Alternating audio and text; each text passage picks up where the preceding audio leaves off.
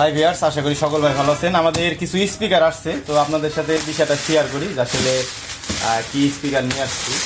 আসলে বর্তমানে ভালো সাউন্ড সিস্টেম করতে হলে ভালো মানের স্পিকারের প্রয়োজন আছে।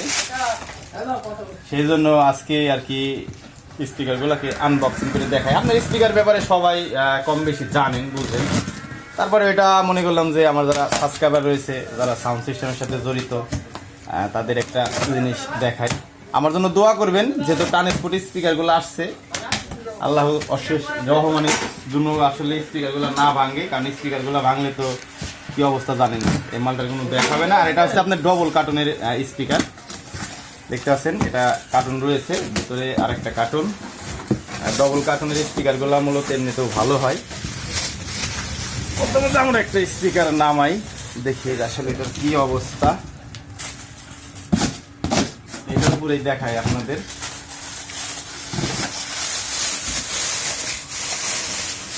এটা একটু RCF এর ভিতরেই, কিন্তু একটু আপডেটটা আগে মেশিনটাকে খুলে নিলাম। এই হচ্ছে স্পিকার, এটা মূলত উল্টা সিধা স্পিকার, উল্টা সিধা বক্স হবে। এটা হচ্ছে RCF এর ফ্রেম, আপডেট মডেলের আর কি। ম্যাগনেটটা 25 mm মোটা, ম্যাগনেটের কোয়ালিটিটা যথেষ্ট সুন্দর। আমি একটু ঘুরিয়ে দেখি যে আসলে স্পিকারটা কোনো সাইডে ভাঙ্গা আছে কি না। তো যাই হোক, এই সাইডে ঠিক আছে। কয়েলটা কোনো সাইডে টাল হয়েছে কিনা, হ্যাঁ কয়েলটা টাল হয়নি। এটা আমরা এই পাশে এখন রাখি। আমরা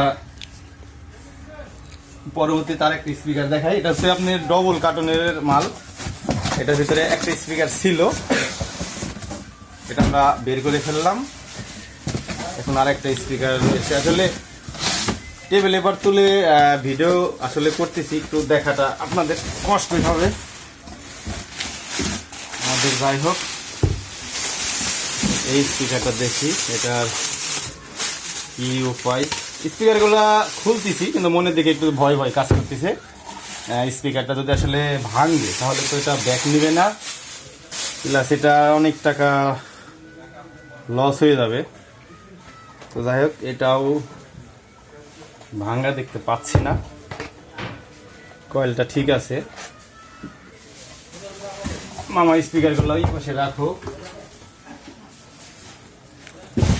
এটাও ঠিক আছে, কয়েলে কোনো টালমাল নেই। পেপারটা কিন্তু কঠিন, বেজ তো অসাধারণ। ডিজে প্রোগ্রামের জন্য যারা আসলে বক্স নেবেন, তারা সবসময়ের জন্য পেপারটা দেখে নেবেন। দেখতে পাচ্ছেন টন টন শব্দ হচ্ছে। আমরা স্পিকারটা খুলে এখন এই পাশে, যাই হোক আল্লাহর রহমতে এই দুইটা ভালো পেয়েছি, আমাদের এই দুটাতে কোনো প্রবলেম নেই। আমরা এখন এটা আনবক্সিং করবো, আসলে এটার কি অবস্থা দেখি। আল্লাহর রহমতে এটাও ইনশাল্লাহ ভালো বের হবে, কোনো প্রবলেম হবে না। মূলত ট্রান্সপোর্টে স্পিকার আনতে আমার খুব ভয় লাগে।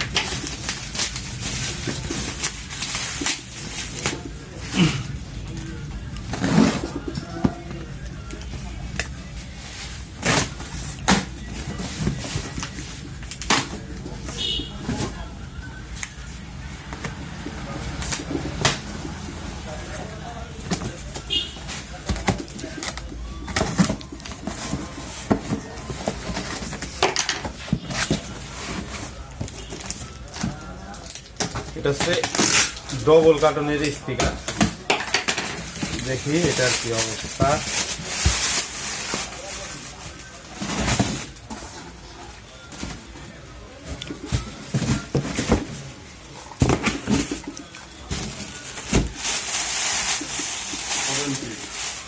এটা ম্যাগনেট গুলা সবই ঠিক আছে, ভাঙে নাই।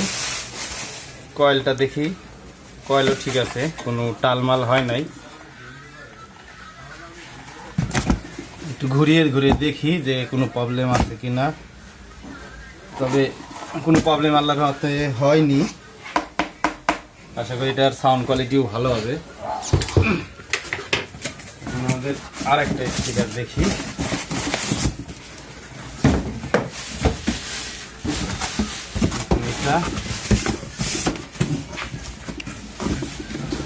এটা বার করা একটু কষ্ট হবে।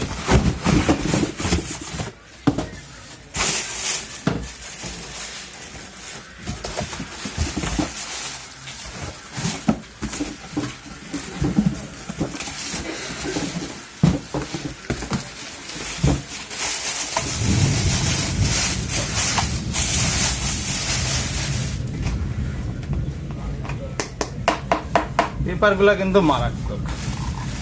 তবে আমি যখন স্পিকারটা কিনি তখন ওখানে একটা মাল সেট আপ চলতেছিল, তো সেট আপ করার পরে এটা দিয়ে আমাকে টেস্ট করছি। এখন আপাতত আল্লাহর রহমতে 4টা স্পিকারই ভালো আছে, কোনো প্রবলেম হয়নি। তো আমাদের এটা নতুন স্পিকার, নতুন সেট আপের জন্য এটা এক সময় টেস্ট করে দেখবো যে আসলে এটার কি অবস্থা। এটা আপনার হচ্ছে 3 রিংয়ের স্পিকার, তবে রিংটা অনেক মোটা মোটা, এটা সাউন্ড বেজ অনেকটা ভালো আসবে আশা করি। স্পিকারের ম্যাগনেটটা দেখাই আপনাদের কাছে এসে। এই হচ্ছে স্পিকারের ম্যাগনেট, ম্যাগনেট কোয়ালিটিটাও ভালো, ম্যাগনেট প্লেট, ম্যাগনেট সব কিছুই কিন্তু মোটা। তো যাই হোক, আপনাদের স্পিকার দেখাইলাম। যারা স্পিকার কিনবেন সবসময়ের জন্য চেষ্টা করবেন যত ফ্রেশ কোয়ালিটি হবে তত স্পিকারগুলো ভালো হবে।